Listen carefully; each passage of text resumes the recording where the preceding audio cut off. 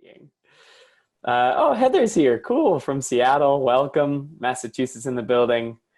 I heard about you all through a Google search on kindness. That's really cool.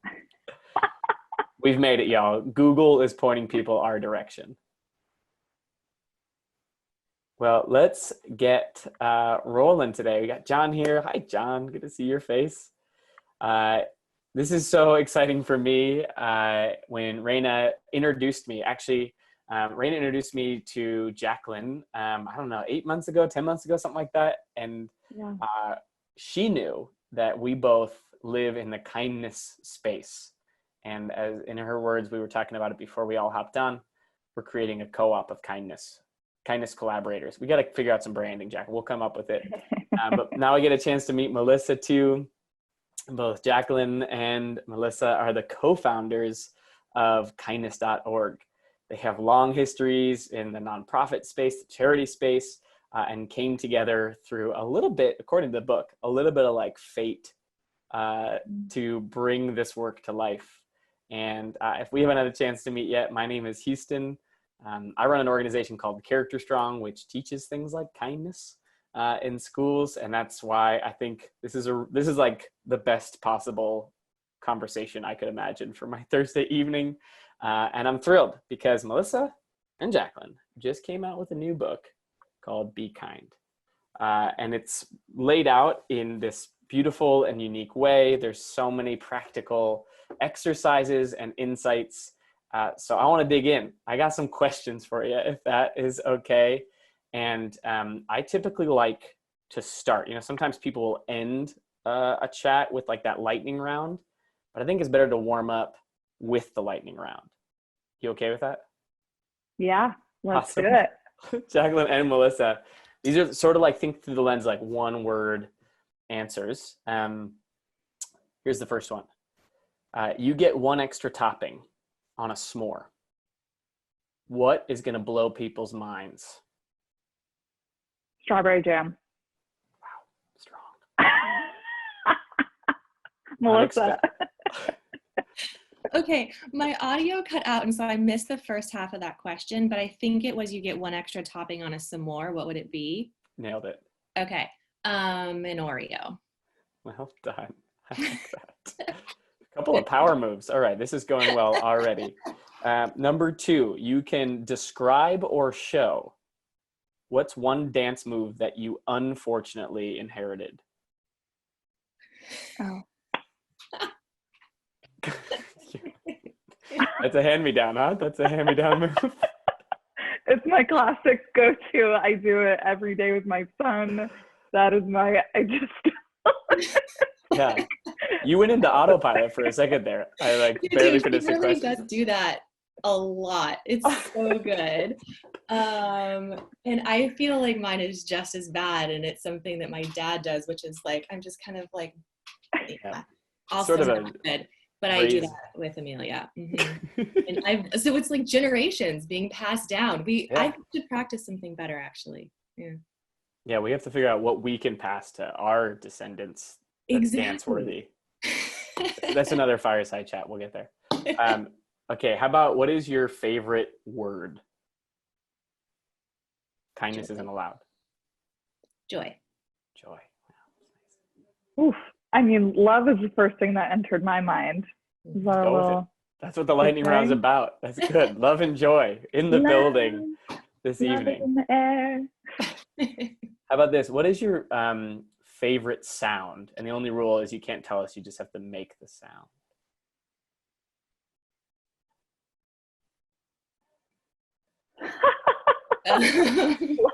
Laughter, not my that's laughter. Good. Oh, that's so good, and that's doable. Man. You could repeat her answer if that's true.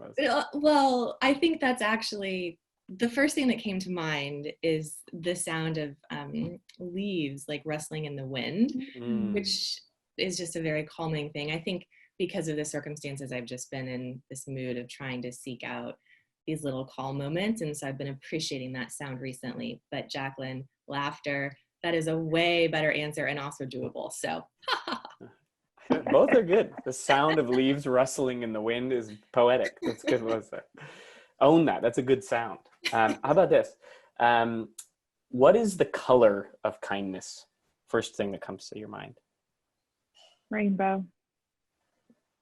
Yeah, I was gonna say maybe gray because it's the thing that just blends all of the colors, something that meets in the middle. I like the counterintuitive. Two very different answers. What's the taste of kindness? We've done this. We've done this with our community on Instagram sometimes, and I love the answers. I'm gonna say ice cream. Yeah, sweet and salty is what came to mind. Sweet and salty. I like that. It's well balanced. How about the smell? The smell of kindness. What does kind of smell like? Ocean breeze. Sweet.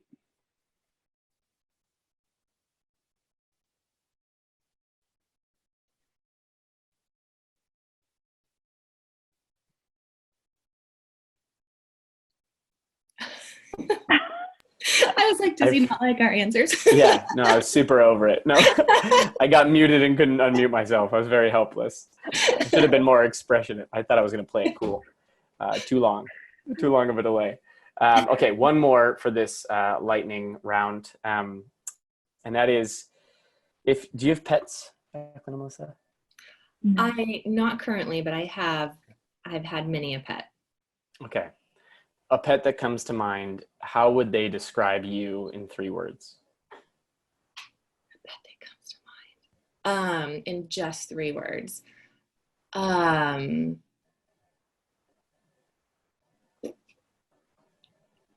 Very good petter.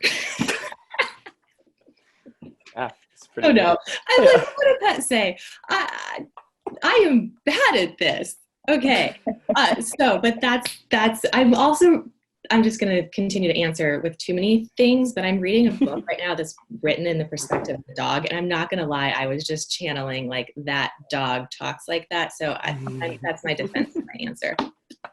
That's good. A reasonable and fair defense. Jaclyn, how about you? Doesn't like me. Honest. Did you have a snake or something that was a little... Just not really a pet person. Yeah, that's just it. That's fair. More of a human person. Yeah, human person. So but their thought is of me as like, oh, doesn't like me. She doesn't like me, but I only got 3 words. So. That's hilarious. Fortunately, it's just humans tonight for this conversation. So I want to dig in a little bit. I love just reading the intro of how it's so fun to co-write a book, I imagine, and you get to sort of share things from 2 different perspectives. And there was 2 things that stood out just even in that introduction, Jaclyn and Melissa. For you, Jaclyn, it was you said that kindness and this work was the clearest language of your personal faith. I feel like when you wrote that sentence, that meant something to you. Could you tell me more about why this book or the work that you're doing with kindness.org is the clearest language of your personal faith? Woof. Okay, we're diving in, Houston. I have to say, this book was a reckoning of how I talk about my personal story. And it was the first time I had ever done that in such a public way and in such a obvious way. We don't talk about ourselves on our website very much. You really don't find out much about us. And this book was an opening to change that. And that meant I really needed to think about what was I willing to put in print. Like, this is a print thing, and I'm thinking like generations from now, what are the kids or the grandkids gonna know about what I said and what I wrote? And I mean, in short, I found faith for me personally in my 20s, and it was and has been a confusing thing to understand my passion for kindness and the role of faith, when so often faith can feel like you're in or you're out. This is exactly what it looks like. It's very black and white. I think, to Melissa's point, kindness is that beautiful ambiguity that connects everyone and everything. And my heart and my belief and my conviction is that God is so much more beyond a religion. He's so much more beyond who's in and who's out. And he's designed and built us as humans to lead with kindness. And when I do this work, that's what I focus on, is how I treat every individual, no matter who you are, where you're from, what you believe, with that constant, that belief that kindness is the thread that weaves us all together. Well put. I love that. Yeah. You acted like that was going to be like a tough question, and you had a beautiful narrative to go with it. Yeah. Oh, that caught me off guard. Melissa, you dig into, you use this really interesting phrase that resonated with me a lot. You were talking about your dad's declining health, and you were talking about micro actions is the line you used that weren't, it felt like, in alignment with what you wanted for your life. Could you talk more about micro actions and how it's sort of been a part of your story, changing them, adapting them, reinventing them? Yeah, it's funny because I think, similar to what Jaclyn was saying, you go to write a book and you enter into this period of self-reflection and really thinking about what gets you to this moment and what your path was. And often when we talk about the founding of kindness.org and how we got there, you can pick so many different things. And there were a couple different really big moments probably that led me there. But when I was sitting down and trying to put it on paper, it did come down to this feeling like I was getting it wrong in the small ways. I think I was still showing up when it really mattered. Like, my dad called me and he said, "Hey, I'm sick, come home." And I jumped on a plane. But I, in the day-to-day, wasn't finding the small moments, the little connections of picking up the phone when I needed to, or all of the thoughts that I would have that I wanted to do that I never followed through on. Like, oh, I should do this, I should do that, I would like to do this, I'm feeling gratitude, or I'm feeling love. And then I would just get so busy in all of the other things. And it was all of that, just the small moments day to day, that there was like, you could do this or you could do that. And I felt like I was getting a lot of the small things wrong. And what does that lead up to? Really, that's your life. Like, that is what we're living. That's 90% of it. And those bigger moments, the 10%, the holidays, whatever, I was like, that's not who I want to be anymore. Beautifully put. That idea of, we spend probably 90% of our time planning for the 10% and 10% of our time working on the 90. And it's sort of like counterintuitive, and that realization, right? And sometimes it takes a moment of heartbreak or hurt to realign us, to help us shift some of those micro actions that are really add up to be the macro. Clear language of kindness. I'm a big believer that language matters a lot. I love words. I love how they sort of shape the way we interact with the world. Talk to me maybe about sort of how you think about kindness, maybe that word. And sometimes for me, it helps like to differentiate through contrast, right? So like kindness, empathy, compassion, niceness. How do you sort of distinguish between those, and why use the word kindness in the first place? Do you want to go, Jack? Melissa. Okay. Well, I'll do part and then you jump in. So okay. I think kindness specifically is special because it is an action. And for us, that means it's something measurable, it's something doable, it's something you can practice. And so you take a lot of those other words, Houston, that you used, and you think about, all right, you feel empathy.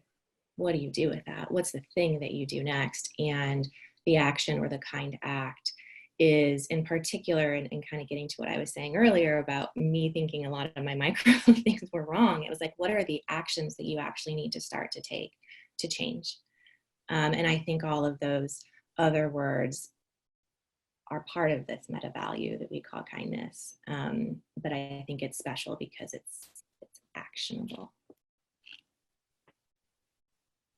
Yeah, I think it's all of that said so perfectly, and it's a choice. So many of the other things tend to be more feeling oriented, but then you're making that conscious choice to choose kindness when you feel the empathy, and that's what makes it incredibly potent. I love that. I love, the premise that kindness is an action predicated on a lot of things that live underneath it, right? Mm-hmm. And there's like these motivating emotions, these other sort of social emotional skills that contribute to this ultimate action. In the book you talk about compassion a lot, and the science would say compassion is like to suffer with people plus a desire to alleviate that suffering. And you cite some of the research around that, and you even talk about compassion.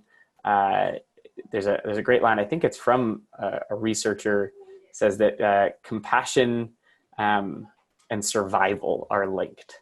Like compassion is necessary for survival. Tell me more about that. Do you think that that's what's at stake here? Mm-hmm. Yes. I mean, I think there's a lot of research to support this thinking. From the beginning of time, what survival of the fittest really means. It was cooperation. It was kindness within your tribe, within your group. And that is what allowed you to flourish, was looking out for each other. So I think a lot of times it's misunderstood what survival means. It's not survival of independent self. It's survival through group mentality and caring well for those around you, and you all survive together. So yeah, hands down, I think it's demanded of us. And I think this is the exact moment where that's being tested. Yeah.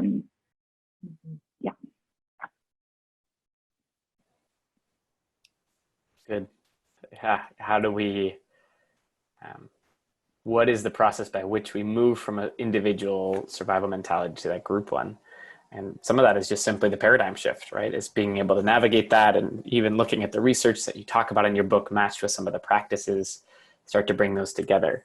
You have a beautiful story from someone in Orlando. It's one of my favorite stories in the book because it's coming from a lens of an educator, and as someone that works with educators and works in the education system, I love reading Rebecca's story. So it's cool. We have a special guest today. Rebecca is joining us from Orlando, and going to read even a small snippet from the book, a little story of how forgiveness and kindness are related. What do you think, Rebecca? Yeah, happy to jump in. Thanks so much, Houston. So this small story is called Kindness is a Muscle. When I think about the transformative power of kindness, I think of Joanna, the fiery first grader who challenged me unlike any other during my first year teaching. Joanna was growing up in an environment that required a tough outer shell and on-call aggression. I realized she would need help learning what kindness looked like. We would need to practice. So I launched a class-wide kindness project to build everyone's kindness muscle. One day during lunch, a small girl tripped and bumped into Joanna from behind. Like a reflex, Joanna whipped around and puffed her chest, but then caught my eye. "Remember, we're choosing kindness," I said, gently but firmly. Joanna's response forever changed my understanding of kindness and of teaching. Frustrated with herself, she quietly said, "Oh, I keep forgetting." Choosing kindness was so radically different from the script she had been given. She didn't just need to practice doing it, she had to practice remembering it. And this is when I saw the change. Once Joanna trusted that it was safe, she began to put down her armor and wade into the world of kindness.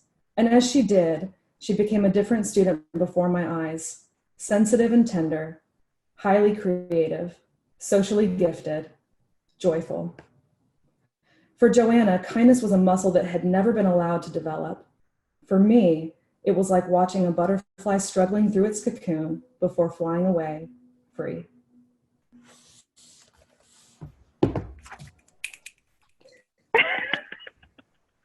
Oh, good. It's funny because I read that story and I felt like it was so poignant and beautiful. And then Jaclyn and Melissa said that we have this person coming on. And then I went back to look at the story and I realized it was you. And I was like, so pumped for so many reasons. Number one, because I resonate so deeply. Literally, my organization's name, Character Strong, is based on this premise that kindness or empathy are muscles that we build over time through intentional practice. But I also love your story. And I want to actually transition this to Jaclyn and Melissa to talk about the answer to this. A little over a year ago, I was interviewing someone and he was talking about this idea that the word human in Arabic means to forget, which I'm obsessed with, this idea that literally what it means to be human is to be one who forgets. And to me, so much of kindness then is the process of remembering, right? That in many ways, cultivating that skill of kindness is just an act of remembering something that we kind of already knew, but it needs to be put in front of us over and over and over again. So I love the fact that the little girl says, oh, I forgot. Right? And that we as adults in young people's world get a chance to remember. All that to say this, Jaclyn and Melissa, early on in the book, part of your foreword, there's this really sort of beautiful premise that I think about often of, we know kindness is good, but we seem to forget to practice it quite often.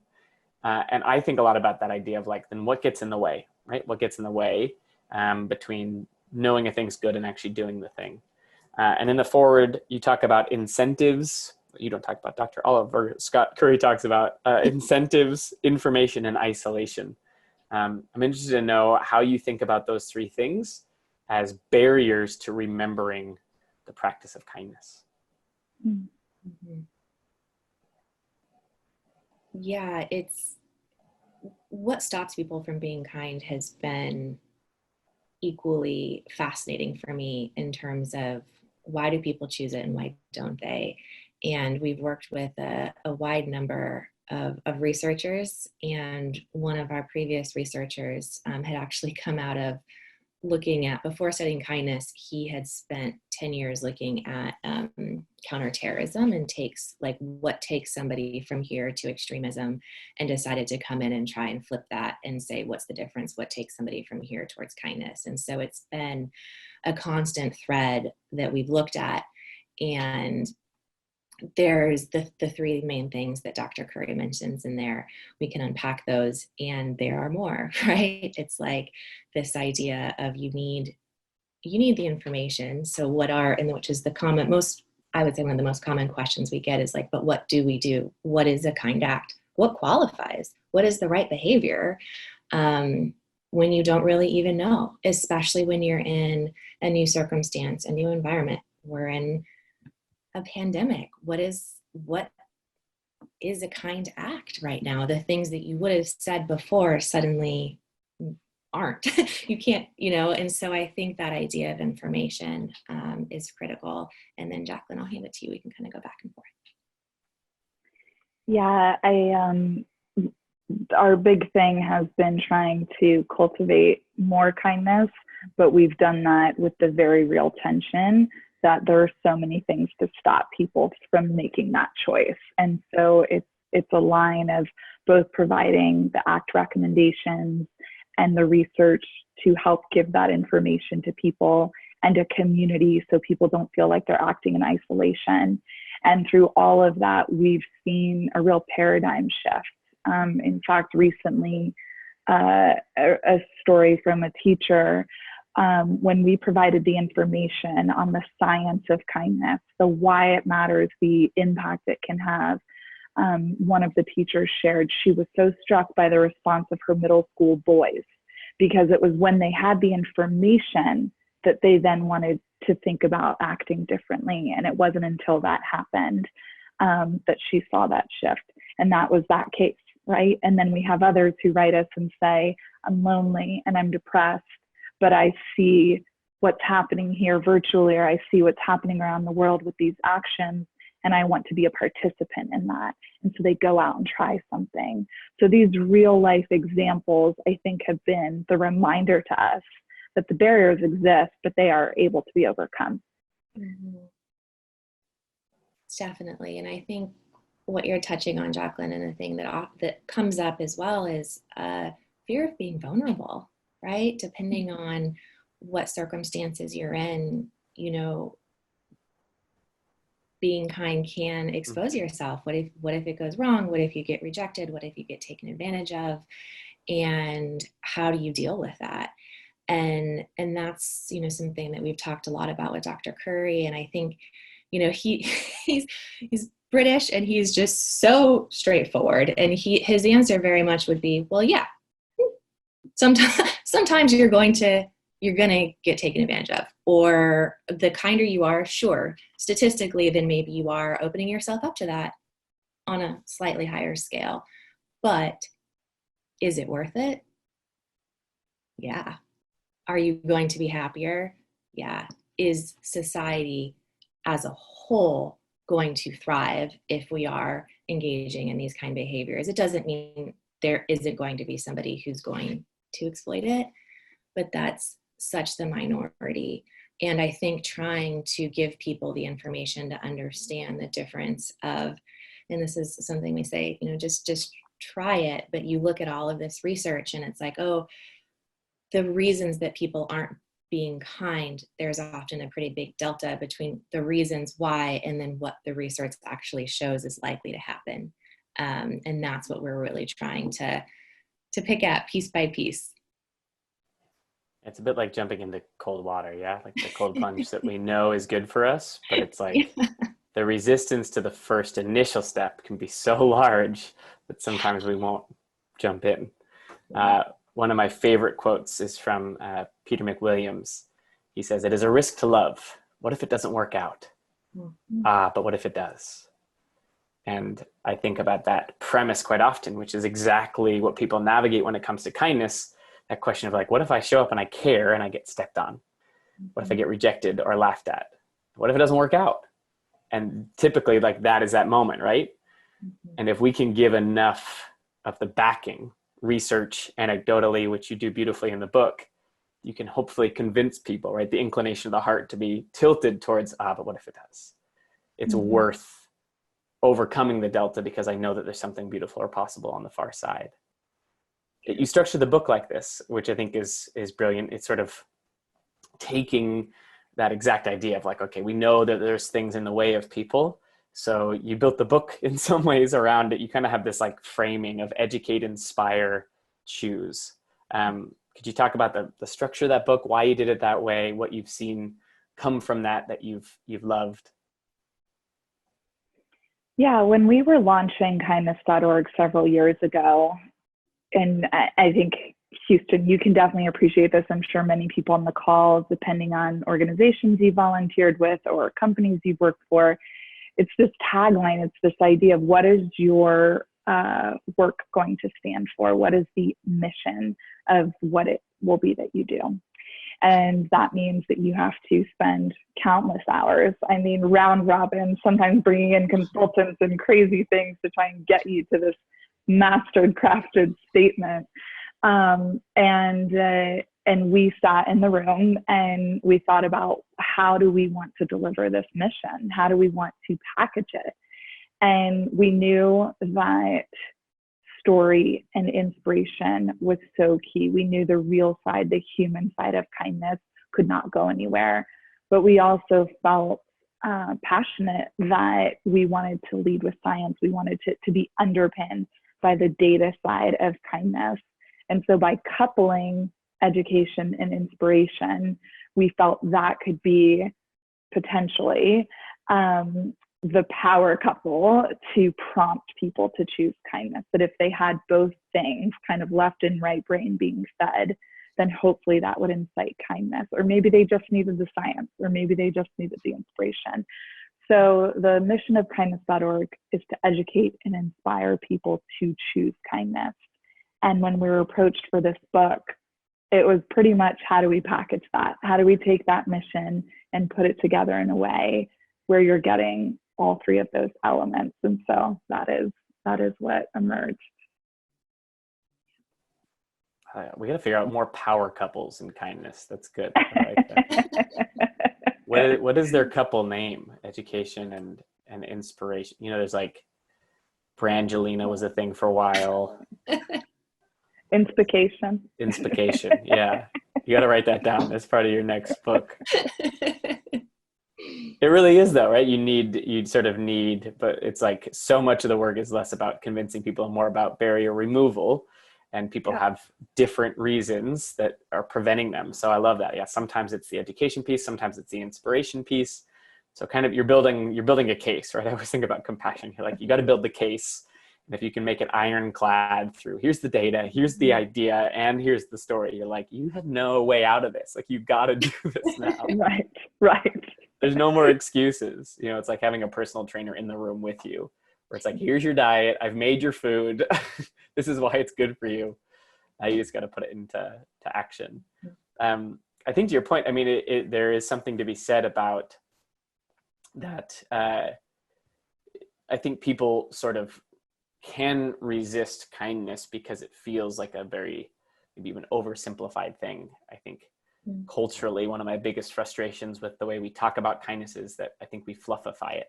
Right? Like a lot of the news stories you see about it are very much like the random acts, which are good things, but sometimes things get passed along to us in the news are the fluffier things. And yet when you get into it in your book, you build a little bit of a more richer case for what kindness can entail. And you kind of have this, like kindness is in many ways an umbrella term that encompasses a lot of these other things underneath. You talk about humility, you talk about honesty, clarity is kindness. You have a chapter about that. You talk about forgiveness. Rebecca talks about it, but a lot of people reference self-forgiveness, self-compassion. Talk to me more about how you think about those other traits, which in common vernacular seem to stand on their own, and yet you're drawing a line how all of them are kind. Mm-hmm. Yeah. Great question. I think, when we get back to how do you define kindness, and that was one of the first things that we really had to kind of work on from, like Jaclyn was saying, from the scientific standpoint, what does the research and the science actually tell us? Because you're so right, it gets fluffified, and it's the random acts of kindness that are always talked about. And we've shifted from that. But it's not random, recommended. So it's like recommended acts of kindness. And that really is a lot more. Sure, I will say you can still do them randomly, but go out with the intention. And within that, if you say, a kind act or kindness is an action with the intention to benefit, right? It's this thing that you are doing to try and do good, if you will. And that can look like so many different things in those circumstances. And if that looks like the clarity one that you were mentioning, which was, a woman who had her vet give her really harsh news. And you can take that and say, absolutely, that was kind, because he was telling her what he needed her to know so that she could act accordingly. And when I interviewed her and asked her, what do you think about when it comes to the kindest thing somebody's ever done to you, that was immediately the first thing that came to mind. And she cried talking about it, but it was what lasted. And that story was from 10 years ago, right? And so you think about that, and I think Jaclyn has done such a good job really constantly reminding us of, as part of our mission, the hard side of kindness and the really deep, challenging stuff around forgiveness and humility. And what does that look like to really go a lot deeper than a simple, polite action? Yeah, and I would add to that, these submissions and contributions, they were sent in. You know, we invited people from all walks of life to share their story with very, very, very little constraint and guidance, precisely because this idea that kindness is a language everyone speaks that goes beyond race, religion, border, culture, age, is demonstrated when you ask someone, what's a story of kindness or an act of kindness you've received that you would share? And this is something we've done since day one. We used to sit around doing dinners with people from all walks of life to just talk about kindness and really learn ourselves what is the landscape of kindness from tech people and entrepreneurs and, you know, people in the NGO space. And the one thing that was abundantly clear is it's very personal, and everyone's experience with it is very different. And yet that makes it beautiful in that it's very real to them. And so these were stories that were submitted where someone said, well, my act is someone giving me an umbrella, and that has stuck with me for years and years. Or my act was the depth of forgiveness of my father when I felt abandoned. And, you know, that was their experience. And I think all of that shows the beauty and power, again, that we can all agree and appreciate on, I think, of just how powerful kindness is. Yeah, the premise, Brene Brown puts it well, Melissa, when she says clear is kind. Pretty simple. Unclear is unkind. Kind is clear, right? The clarity, even if you're delivering something hard, can be the most kind thing you can do to someone, because it frees them from ongoing worry. And when you hold people in suffering because of being unclear, that can be brutal, right? The moment is hard, but that ongoing thing's tough, very tough. And Jaclyn, I love that you've invited all these voices in, because I think my friend Barbara Gruner is an amazing counselor, was for 35 years, retired, I think just last year. And she says that empathy gives kindness its why. And I think a lot about this idea of, you know, you sit down at the dinner table and you recognize that 10 people there have 10 different needs. Talk to me about what happens when kindness isn't informed by empathy.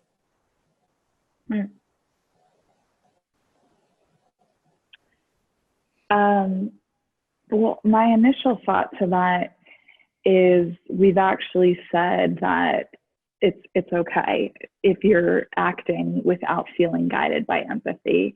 So we want, when we think about removing barriers, the process of it, I'd never want someone to feel like, well, I guess I can't be kind since I don't feel empathy right now.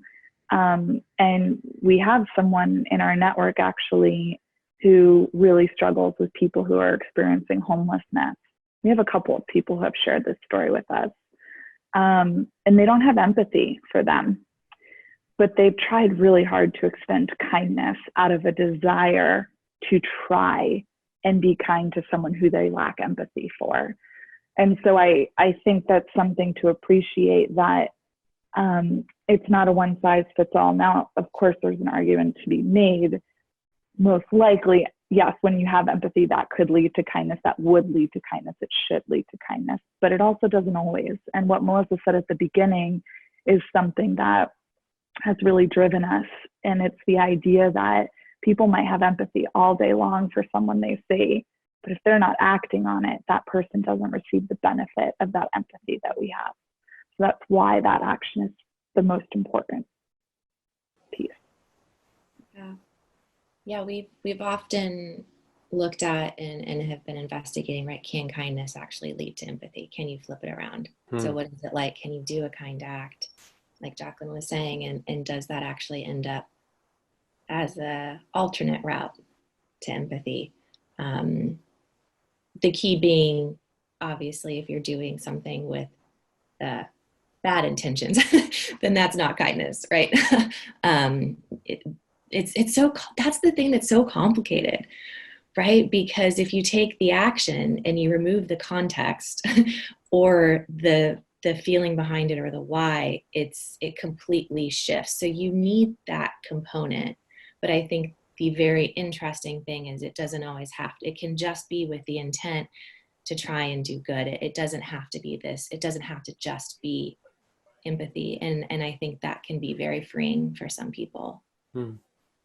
Yeah, sometimes, what we know in the current reality, especially people who are caregivers or people on the front lines, educators, like that compassion fatigue can come if every kind of action we take is also associated with the emotional side of empathy, right? If we're investing in emotional energy into every single one of those things, we overwhelm ourselves, we burn ourselves out. But we can still have empathy from the perspective taking, right? Like, I might not feel empathy for someone experiencing homelessness, but I can take the perspective of this is hard. I still want to serve or help. So I think that David, my friend David, is asking, empathy equals feeling, kindness equals action, ? And I think, I think that's like a nice boil down, but it does get more complicated because empathy is not always a feeling. Empathy is sometimes a perspective. And sometimes, empathetic concern is the action, is this I want to alleviate your suffering. It's the compassion side of things. It's interesting you sharing some of these, the people that have submissions, the people you've talked with who feel like they have gaps. Empathy might be one of them for some people in a certain scenario. Tell me about where you feel that biggest delta for yourself. Like, what is that ingredient that you feel challenges you most? Is it honesty, humility, forgiveness, empathy? What are you working on still? All of it. Yeah.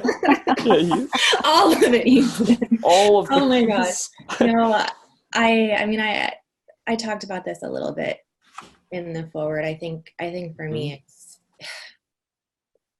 it really is just practice, and giving yourself, we say, kind redo, because I get it wrong all the time still. And I think it's, I don't know if it's, if I had to sum it up, if it's patience that I work at. I have a tendency to want things to be perfect and wonderful and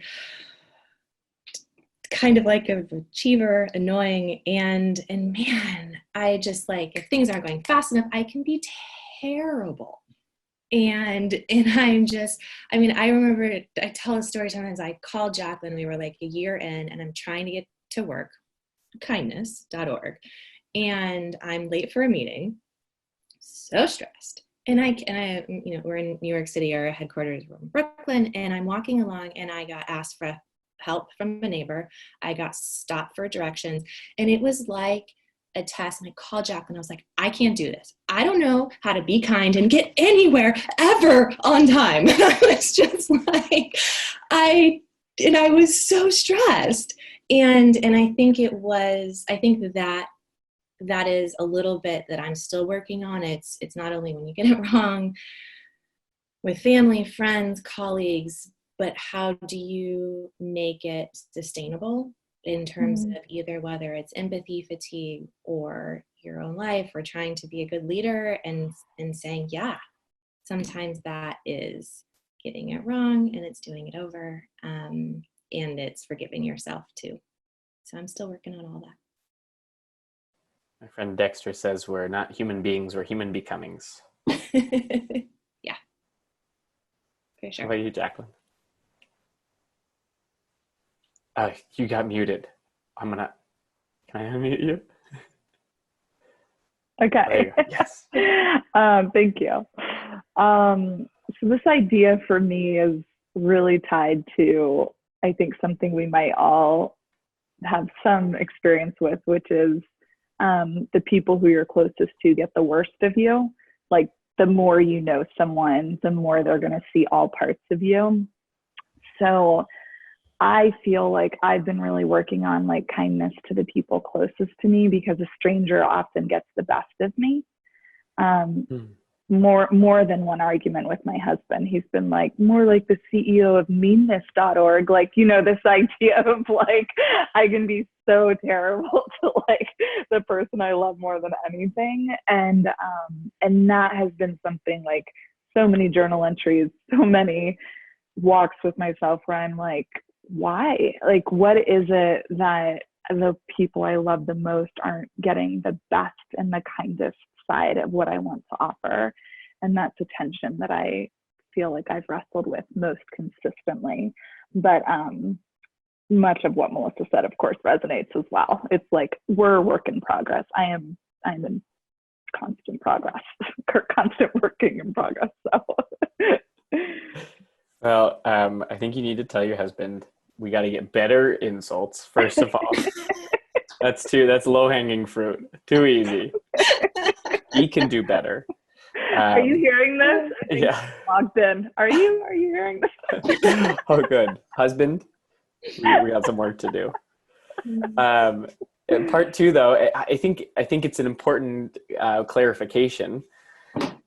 Back to the fluffification of kindness. A lot of the narratives, posters, and even sometimes in the books and the calendars and all the things that are out there of like, kindness is free, right? There is that classic quote, like, kindness is free, sprinkle that stuff everywhere.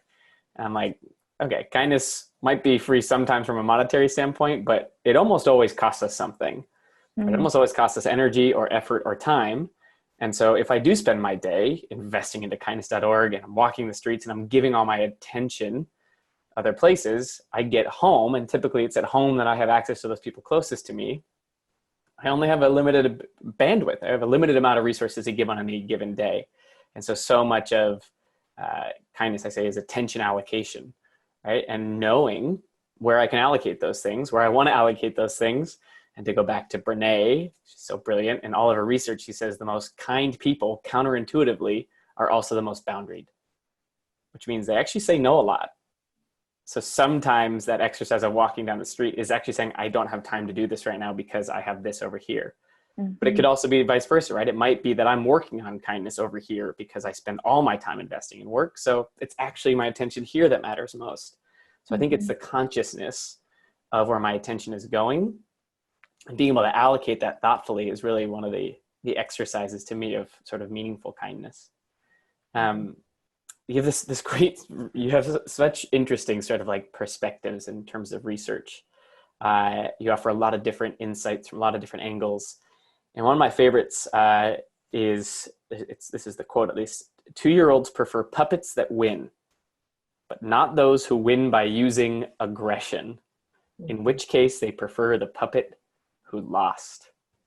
That might be my favorite part of the book, just so you know. I'm like, that is so good. Tell me more about that.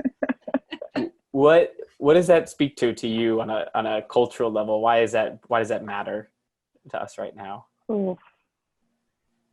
Well, so you're coming off of a 2-year-old turned 3-year-old. Do you have initial thoughts? Well, I also love that fact. And I think it's because it really speaks to, well, one, kids being able to recognize at such a young age, and the other research that really shows kids being able to demonstrate kindness and empathy and so young, so much younger than you would think. But often it's like it pulls back the veil of the things that we probably all maybe think, but you have been the curse of knowledge throughout your life. And then you have all these other things that enter in. And I think what that exposes is the basic thing is like, yeah, okay, great. We all like somebody who wins. Like that's just, you like the person who has talent, who's good at something. But when it's not fair and it's by force. And I think what that means to me is that takes away this idea of what Jaclyn was saying earlier. It's like the community aspect or the betterment of it or whatever other universal moral you're thinking about. And I think in this one, it really speaks to fairness. And that is a universal moral that we found across so many different cultures. And so if you're winning by force, no. And I think you can take that and apply it to a lot of things that then filter out what is kind and what is unkind and what makes a good leader, what makes the adaptation of kindness in business and in all of these other contexts where you need to come back to that and say, okay, was it by force?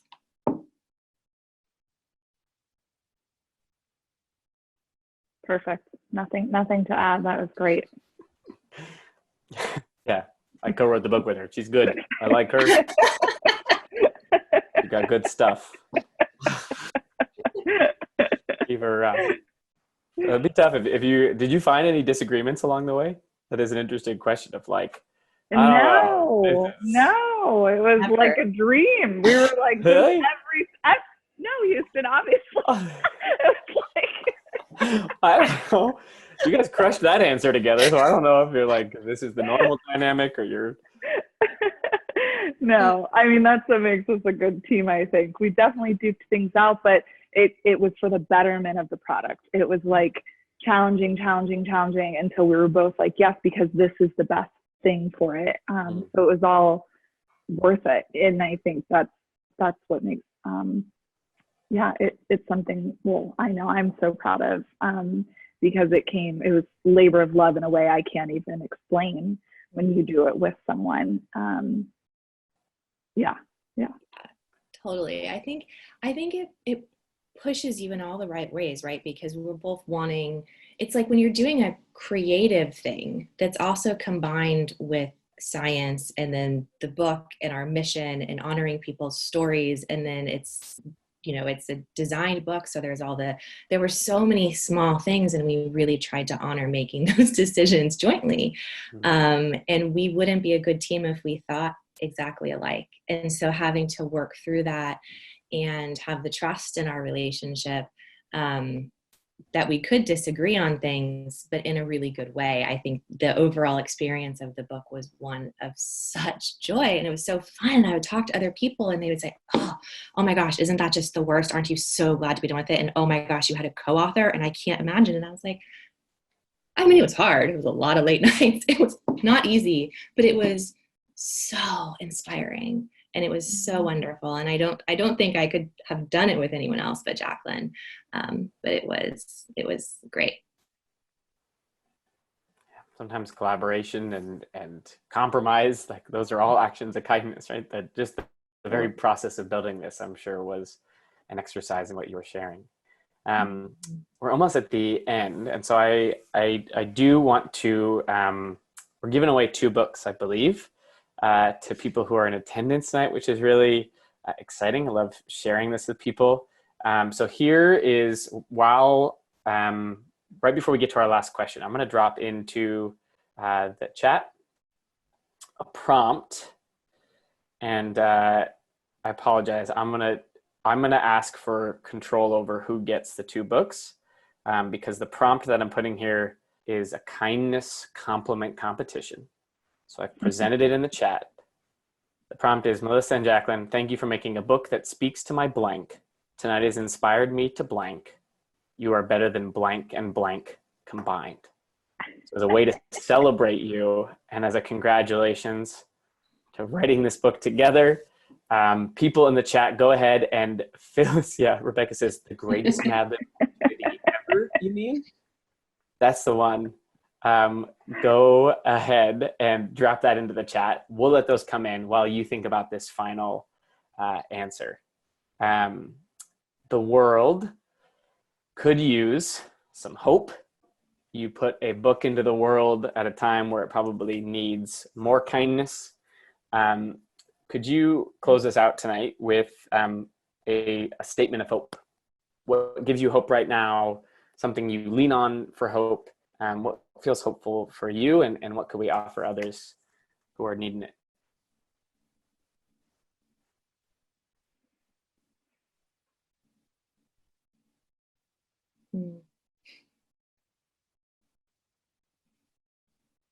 I'll think. And Melissa, if you come to yours first, please go. No, go ahead. No, I said I'm thinking. Oh, you were thinking? If you yeah. It's the thing that's coming to mind, and I will say it, but then I need to go back and look. I have a real thing against saying quotes without knowing who said them. So maybe someone will know this. I'm going to butcher it a little bit, but I was just looking through a bunch of old boxes from high school me, and I found this quote that I had written down, which has actually been inspiring me the past couple of weeks, which is, it's never too late to become the person that you were meant to be. And I think this idea of kindness and practice and all of us getting better, it's never too late. And that's the power of kindness. It can rewrite the ending.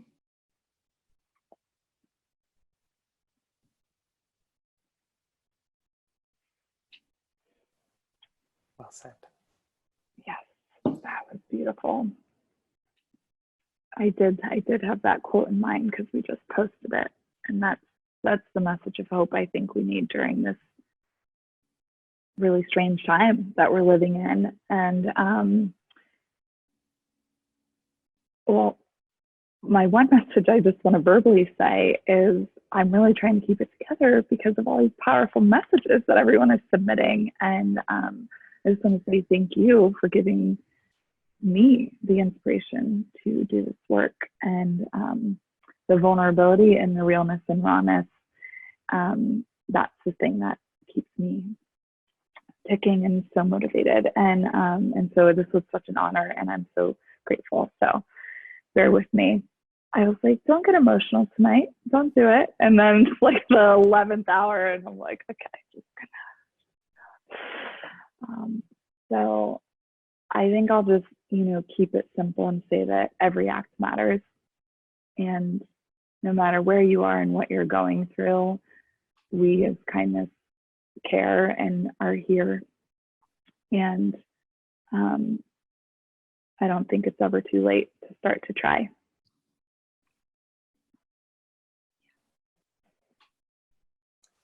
Heard it here first. Every act matters. Not too late ever to try. And we certainly have time to become the people we want to be. We're human becomings, and it's a matter of practice and repetition over time. It's that muscle. And it's a muscle that it turns out we get to work in a whole bunch of different ways. Honesty, humility, forgiveness, compassion, empathy. All those things are things we can exercise every day, even in a very, very small way. Those micro actions add up. Maybe if we spent as much time thinking about the little things as we do the big things, we'd recognize that the little things are the big things. Thank you, Jaclyn and Melissa, for this gift right now. Be kind. A year of kindness, 1 week at a time. That's kind of how we got to take it. One small action at a time along the way. This has been a brilliant conversation. I want to chat like this literally for hours, and I hope we get a chance to. More coming soon. Rebecca, thank you for showing up here in Orlando. It's late over there, and sharing your stories. And thank you, Raina, for making this happen. She is one of those people that brings people together for the betterment of all. Thank you, Raina and Children's Media Association, for pulling this event together. It's hosted. We are on the Good Workhouse Zoom channel right now. And before I pass it off to Jesse to share some really exciting news in that department, I want to give away 2 books. I saw this one come in and I liked it a lot. It's from David. It's an educator in Texas. He says, Melissa and Jaclyn, thank you for making a book that speaks to my weaknesses and my possibilities. Tonight has inspired me to continue to work against the sides of my cocoon. You are better than dark chocolate and bacon combined. Pretty good. Pretty good. Here's what I'm going to do. I'm going to choose one more because I know it's probably hard for you to choose your favorite of all of these really, really good things. But the other one that I saw come through that I really liked is from Heather, a mom in Washington. Listen, Jaclyn, thank you for making a book that speaks to my soul. Tonight has inspired me to lead with kindness. You are better than M&Ms and movie popcorn combined. Tonight felt like a movie, didn't it? It was nice. So Heather and David will drop us a note. In fact, if you want to direct message myself or anyone on the Good Workhouse team, we'll make sure that we get your address and send one of these your way.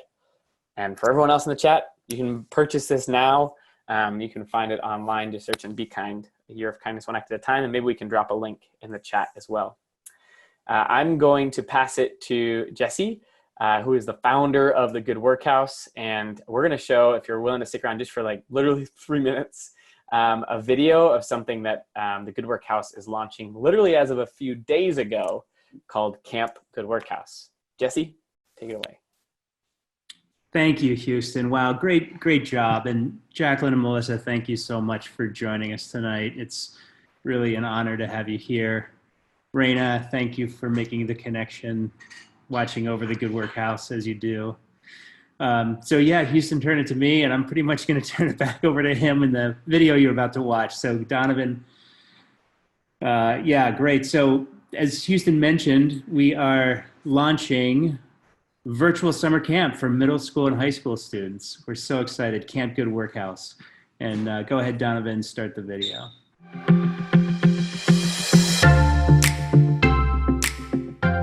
Is your schedule packed right now? Mine neither. Summer is supposed to be the time where we go on adventures with friends and go to places like camp. But because we can't get together in a physical summer camp, Camp Good Workhouse is bringing you the best virtual camp experience that you can imagine. Get together with people from across the world who want to do good. And over the course of a week, you'll learn the skills you need to be good to yourself, be good to your neighbor, be good to your community, and be good to the world. What else do you need to know? Well, here's Jeff. At the beginning of camp, we'll put you in a pod, which is kind of like a cabin at summer camp. It'll be a group of 12 to 15 students that you'll really get to know over the course of the week. You'll be spending each morning and afternoon with them. Pods will meet in a safe, private, virtual community where you can chat, you can video call, and you can post things that you're learning about and things that you're creating during the course of the week.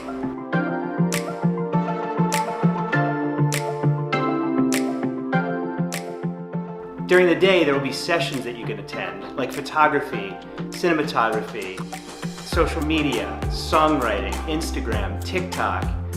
Also sessions on wellness, things like meditation and mindfulness, yoga, cooking, breathwork, digital wellness. All of the sessions are taught by members of the Good Workhouse community who are expert in their field and really know what they're doing. We'll also be talking a lot about what it means to live a life of service, what it means to live in solidarity with people all over the world. We have 8 weeks of camp starting on June 1st. You can register now, and if you have any questions, please contact us. But until then, I'll see you at camp.